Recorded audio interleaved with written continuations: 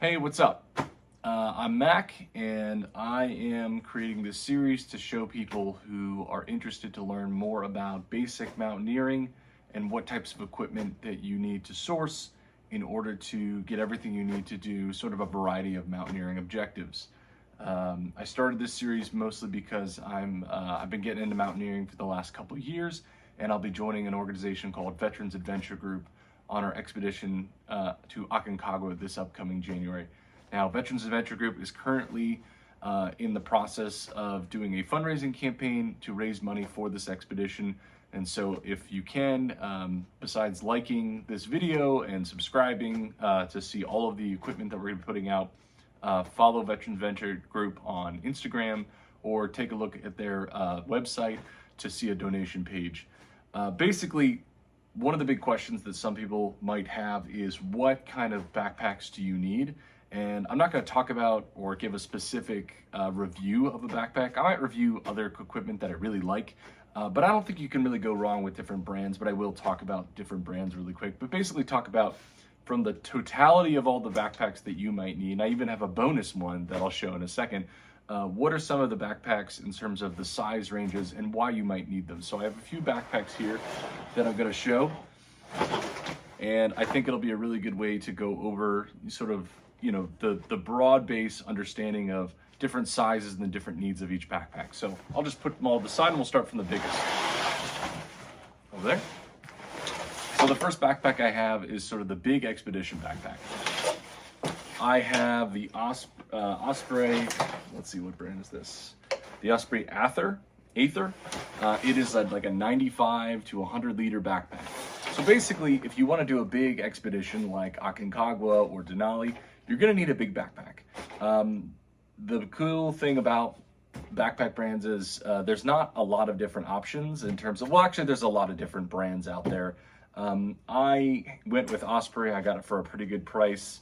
I got it in black. I don't mind the color black, but sometimes I wish I had a little bit of variety.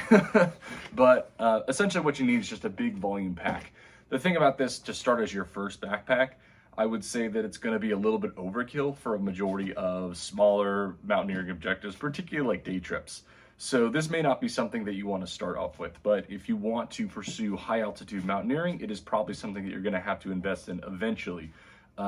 One thing that is really popular now is like sort of the ultralight backpacks getting into the mountaineering space. Hyperlight makes, I think it's called the Porter. I haven't used Hyperlight products, but I hear a lot of good things about it. The biggest the Porter comes in is like an 80 liter backpack. So it's just something you have to consider. Being a bigger guy, I tend to opt for something a little bit larger. It's important that it has things like, you know, a little loop here to hold your ice axe, maybe your trekking poles or any other piece of equipment, and lots of different things to cinch it down and to close it up. Not going to go into the backpacks. It's basically common knowledge. But the cool thing is you can kind of hook up different things like water bottles or camera gear to your backpacks. And that's something that you should put a little bit of effort in terms of making that. Again, I think everyone knows backpacks. You can definitely look at reviews, but I just want to talk about some of the things in terms of putting together all of your equipment to put together a good mountaineering sort of system and total kit.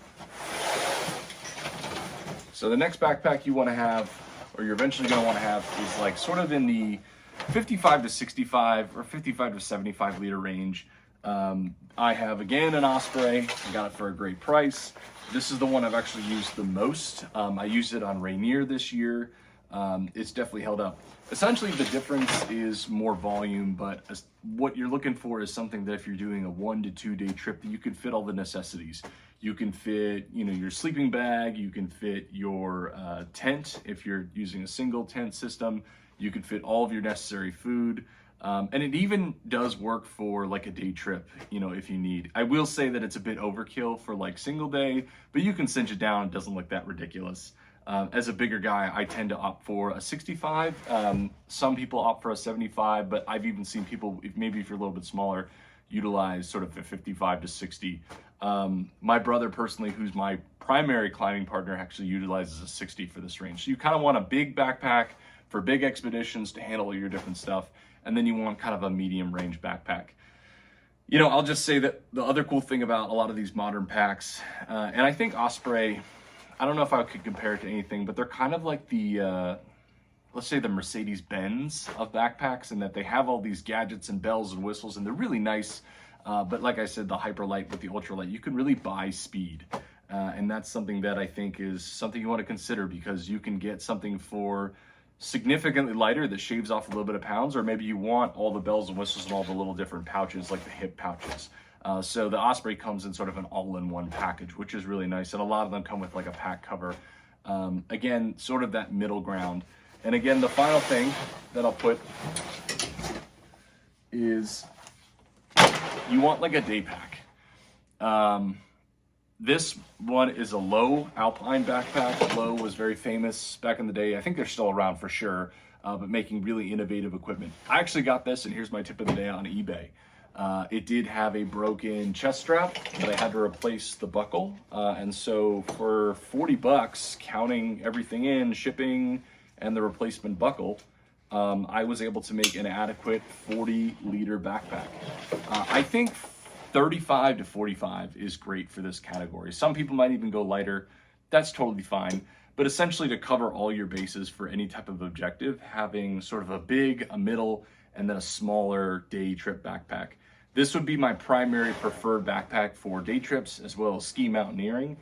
It can fit all of my different requirements, like clothing, like my layering system, water, snacks, extra tiny pieces of equipment just for the day's objective. Whereas if I'm going for a multiple day climb, I might opt for a 65-liter pack that can handle things like my sleeping system and maybe even a tent, and my, sort of the extra necessities that are required, like extra food and things like that. So that pretty much covers all the basis of backpacks. Again, I'm not going to go into too much detail about a specific gear review. I just think that when people start off mountaineering, they may have a presumption that it's one type of backpack that fits all needs. The reality is that you may already have something that's really great. I would even say that some people utilize things like a running vest for day objectives. I'm actually going to go to Colorado for a workup for the Aconcagua expedition, and our plan is to only use running vests to do some of the Colorado 14ers because it's the summer.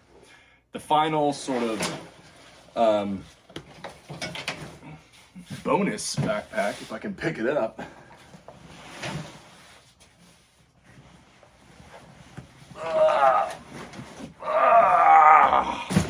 is something like this. Man, that was heavy. So this is a pack that is very ugly, but it served me very well. This is it was called the Ilby pack. It is something that I actually utilized in the Marine Corps. This is not mine. I was gifted this from a friend regarding that had access to a lot of different equipment, but I think you can buy along. Essentially what I use is I fill this with rocks and I use it for training, because you spend nice money or you go searching for really nice high quality packs, and you may not want to fill them with a bunch of rocks when you're doing training. And if you're going to do specific training where you're going to be carrying, a lot of training has you doing things like carrying 10% of your body weight, 15% of your body weight. That's if you're going really calculated. But the old school mentality is you fill a backpack with a bunch of weight and carry it around. So I would advise getting something really cheap so that you don't wear out your really nice backpacks that you utilize. Again, I would say that there are sort of two different trade-offs. You can utilize your equipment and actually go mountaineering, go hiking. But if you don't live in an area, you don't have access to the mountains, and you're kind of stuck doing the limited training and being very strategic about it and following a training plan, then having a specific dedicated backpack that's really cheap but also very comfortable and extremely durable. We used to hook these things to vehicles back in the day.